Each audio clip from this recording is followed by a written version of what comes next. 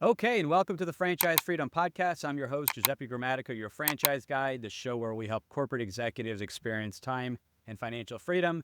Thanks for joining us today. They're looking for either creating a safety net for their job in the event of the next downsizing, or like myself, I hated my job and was not happy whatsoever. Long commute, didn't like the role, and wanted an exit. So, what advice would you give to someone that is early on in the stages, trying to figure out if franchise or business ownership is the right fit? Any advice from, either a book recommendation or a good place to start? Because I always like to ask this question to all my guests. Well, this just kind of came up this week. I know the value of a coach, a consultant, and I think that's the first place that find someone like yourself who is doing this on a day-to-day basis, who's investing into it, who's taken the time. I know we've had many conversations for you to learn my brand. I was on a introduction call and the gal that I was talking with said, and it's one of your franchisors. And she was saying she wanted to own a business and she was at the hair salon and they said, "Oh, well, this person used a franchise coach." Mhm. And she didn't even know it existed. So I think that's a really good Yeah. advice. I am amazed when people they come in and they just expect they know there's so much involved in franchising. And to have someone like you educating them and walking them through, I think it starts there. The next I'm gonna say is, "Why are you doing it?" And really getting real with that. Mhm. I think people are running towards something, they're running away from something, walking, striding. We all have different degrees of that. You're right. It's how bad is it or how bad do you want it? What's driving you? I think someone needs to get real with that because you can spend a lot of time learning and talking, but if you're not willing to execute, so I would say, ask yourself, like, are you willing to define why, what it might look like? And I'm not talking picking the brand. I'm saying, what's the characteristics? Right. And then getting real with yourself if you're ready to execute and really want that and be willing to do what it takes to get it. That's my personal opinion of just being involved and watching people and meeting people that should move forward and don't because they're scared. And I think that's my biggest frustration in franchising is seeing someone so clearly like, "Oh my god, you could be amazing," and know that they could, and then watching them not be able to decide. You and I worked with someone like that, and I'm so thankful that he finally got the courage to do it, and he's having a great experience, and that's the fun in it, I think, for people like you and I. It's a lot. It's an emotional roller coaster. There's some fear, anxiety, and excitement all wrapped into one. I think the thing that helps with anxiety and fear is education, information. Not just I'll kind of figure it out on my own. It's talking to people, seeing if the fit's there, and ultimately there's got to be a little bit of pain, or there's got to be a lot of pain, right? If you have, I talk to a lot of people that have well-paying jobs and they just want another income stream. Well, that's a franchise could be another income stream.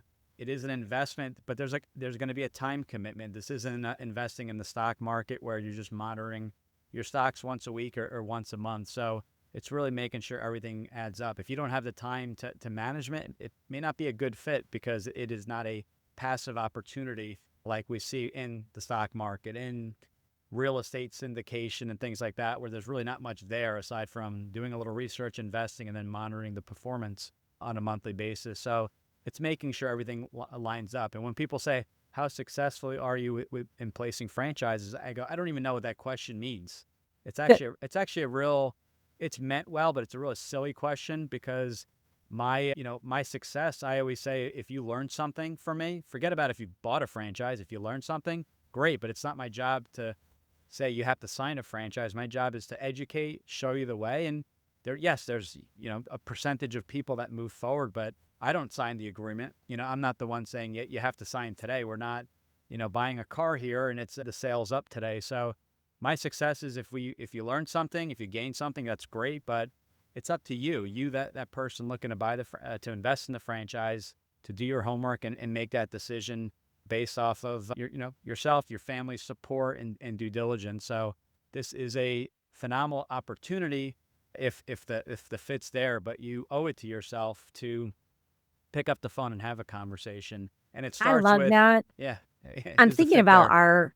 our client base, the people that you send to us, and they're highly successful, highly intelligent, and I would just add in there, be willing to know that you don't know everything, even though you know a lot Right. about something, and then seeking the person out that you feel you can trust Mhm. because everyone in our industry is not predatory. In fact, we have the same goals that they do is finding the right fit.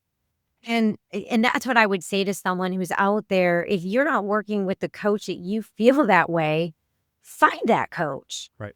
because they're out there. And I think that that makes a big difference too. Someone who's listening to you, and sometimes you might not like their feedback, but you need to hear it.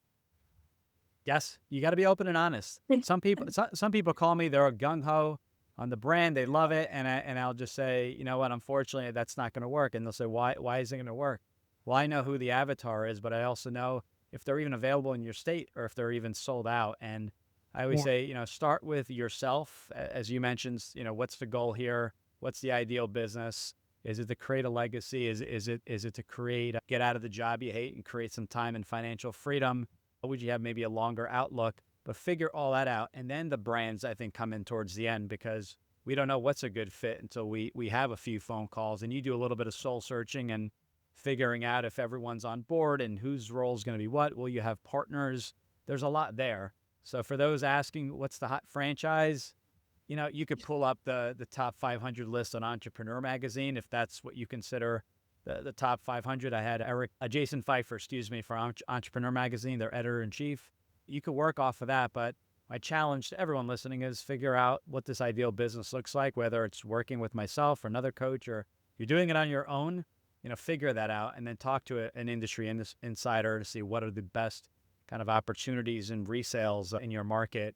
Taking the first step is critical, but sustaining success requires a powerful mindset. What is the one mental shift you must make to truly achieve franchise freedom?